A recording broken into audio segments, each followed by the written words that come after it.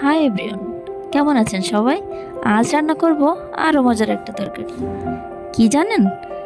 কচি কাঁঠালের এঁচোড়ের তরকারি, এবং সেটা চিংড়ি মাছ দিয়ে।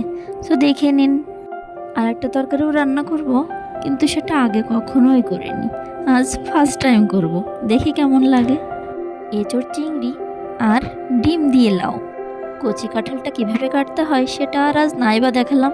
আসলে কি, আমার শাশুড়ি মা ওটা কেটেই পাঠিয়েছে, আর আমি শুধু পাক করব। এঁচোড়ে দেব আলু। আলু দিলে এঁচোড়টা বেশি টেস্ট হয়। আলুটা আমি কেটে নিলাম। বেশি করে দেব আদা। আদাও কেটে নিলাম। আর পেঁয়াজ কাটলাম ডিম আর লাউ তরকারির জন্য। গোটা জিরে, কাঁচামরিচ আর আদা আমি মিক্সিতে পেস্ট করে নিয়েছি। যথারীতি চিংড়ি মাছটা ভেজে নিয়ে সরিষার তেলে রান্না করব আজ। সরিষার তেল দিয়ে তেলটা গরম হয়ে গেলে বেশি করে জিরা, বেশি করে একটু গোটা গরম মশলা, তেজপাতা, শুকনো মরিচ দিয়ে আলুটা একটু ভেজে নিলাম। তারপর ধোয়া এঁচোড়টা দিয়ে দিলাম। এটা কিন্তু অনেকক্ষণ ধরে ভালোভাবে একটু ভেজে নিতে হবে, তাহলে টেস্টটা অনেক বেশি হয়। আর আদা বাটা আর ওই যে আমি পেস্ট করে নিয়েছি, আমি ভাজার সময় একটু পরেই দিয়ে দিলাম। কাঁচামরিচও দিয়ে দিলাম, কিছু গোটা কাঁচামরিচ। বেশ অনেকটা ভেজে নেওয়ার পর আমি অল্প অল্প করে গরম জল দিলাম আর নাড়তে থাকলাম, আর একটু করে সিদ্ধ করলাম। অল্প অল্প সিদ্ধ হতে হতে একটু নাড়তে নাড়তে আর একটু জল লাগবে, একটু টাইম বেশি লাগে এঁচোড় রান্না করতে। সব বেশ খানিকক্ষণ ঢেকে রাখার পর একটু নরম হয়ে আসলে আমি আর একটু ভাজা জিরার গুঁড়া, ধনে গুঁড়া দিয়ে আরও কিছুক্ষণ রেখে তারপর চিংড়ি মাছ দিয়ে আরও কিছুক্ষণ অনেক ভালোভাবে রান্না করলাম। ভালোভাবে সিদ্ধ হয়ে একটু ভালো করে মথা মথা দিয়ে, মানে একটু থেতলে দিতে হবে আর কি। মানে যত মাখা মাখা হবে তত টেস্টটা বেশি ভালো হবে। সো একটু টাইমটা বেশি লাগবেই। শেষে একটু ভাজা গরম মশলা গুঁড়া দিয়ে নামিয়ে নিলাম এঁচোড় চিংড়ি। তারপর করব লাউ আর ডিমের সাথে যুদ্ধ। ডিমগুলো যথারীতি ভালোভাবে ভেজে নিলাম।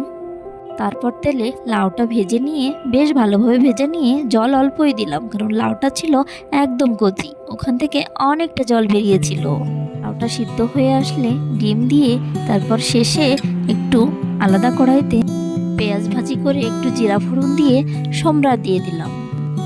ওভারঅল লাউটা খেতে একদম খারাপ লাগেনি, কিন্তু চিংড়ি মাছের সাথে লাউটা যেন বেশি ভালো যায়। ও একটু আদা বাটাও দিয়েছিলাম, বলতে ভুলে গিয়েছিলাম, তাই এখন বলে দিলাম।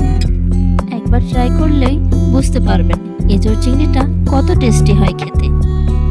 আর দেবাদের জন্য করলাম ডিম আর পাবদা মাছ। ও সকালে খাবে ডিম আর দুপুরে খাবে পাবদা মাছ, এটা ওরই আবদার।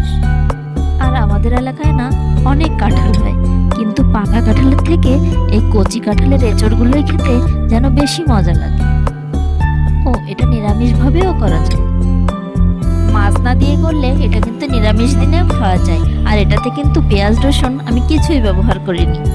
অনেকে পেঁয়াজ রসুন দিয়ে করে, আর সেটাও খেতে ভালো লাগে। হয়ে গেলে দেবাচ্চুর বাবাকে খেতে দিয়ে দিলাম। খেয়ে বলল মোটামুটি ভালোই হয়েছে। আর আমার কিন্তু বেশ ভালো লেগেছে। ও আর দেবাচ্চুও খেয়েছে ফার্স্ট টাইম, ও বলল ওরও ভালো লেগেছে। আজ আর কিছু শেয়ার করলাম না, অন্যদিন হবে। ওকে, টাটা, বাই।